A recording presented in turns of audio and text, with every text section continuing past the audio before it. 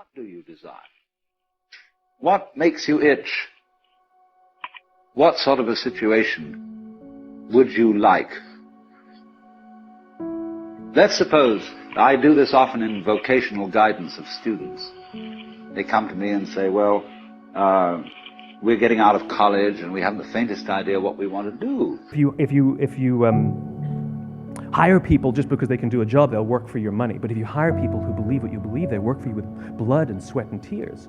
And nowhere else is there a better example of this than with the Wright brothers. What to do? So I always ask the question, what would you like to do if money were no object? How would you really enjoy spending your life? Well, it's so amazing. As a result of our kind of educational system, crowds of students say, well, we'd like to be painters, we'd like to be poets, we'd like to be writers, but as everybody knows, you can't earn any money that way. Most people don't know about Samuel Pierpont Langley. And back in the early 20th century, the pursuit of powered man flight was like the dot-com of the day. Everybody was trying it. And Samuel Pierpont Langley had what we assume to be the recipe for success. I mean, even now, you ask people, why did your product or why did your company fail? And people always give you the same permutation of the same three things.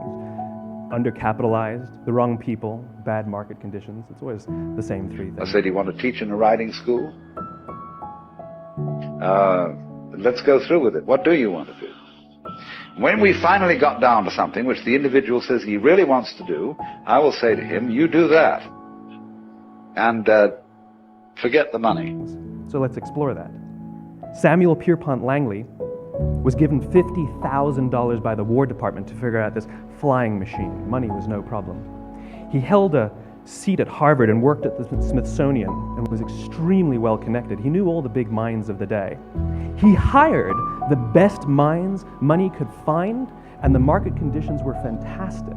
The New York Times followed him around everywhere, and everyone was rooting for Langley. And how come we've never heard of Samuel Pierpont Langley? Because if you say that getting the money is the most important thing, you will spend your life completely wasting your time. You'll be doing things you don't like doing in order to go on living, that is, to go on doing things you don't like doing, which is stupid. A few hundred miles away in Dayton, Ohio, Orville and Wilbur Wright. They had none of what we consider to be the recipe for success. They had no money. They paid for their dream with the proceeds from their bicycle shop. Not a single person on the Wright brothers' team had a college education, not even Orville or Wilbur. And the New York Times followed them around nowhere.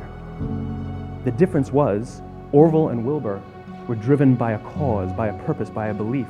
They believed that if they could figure out this flying machine, it'll change the course of the world. Better to have a short life that is full of what you like doing than a long life spent in a miserable way. Samuel Pierpont Langley was different. He wanted to be rich and he wanted to be famous. He was in pursuit of the result. He was in pursuit of the riches. And lo and behold, look what happened.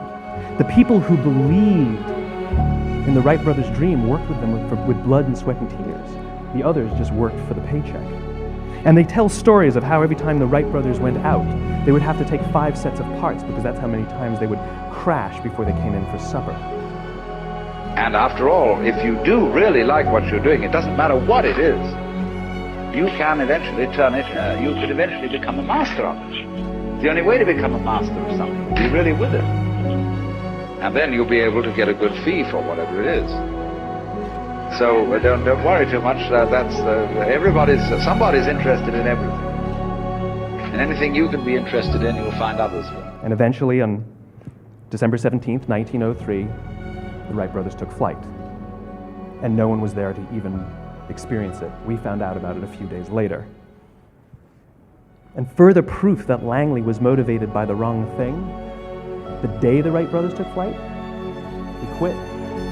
He could have said, that's an amazing discovery, guys, and I will improve upon your technology. But he didn't. He wasn't first, he didn't get rich, he didn't get famous, so he quit. But it's absolutely stupid to spend your time doing things you don't like in order to go on spending things you don't like and doing things you don't like, and to teach your children to follow in the same track. See, what we're doing is we're bringing up children and educating them to live the same sort of lives we're living, in order that they may justify themselves and find satisfaction in life by bringing up their children, to bring up their children to do the same thing, so it's all wretch and no vomit. It never gets there. People don't buy what you do, they buy why you do it. And if you talk about what you believe, you will attract those who believe what you believe. And so, therefore, it's so important to consider this question: what do I desire?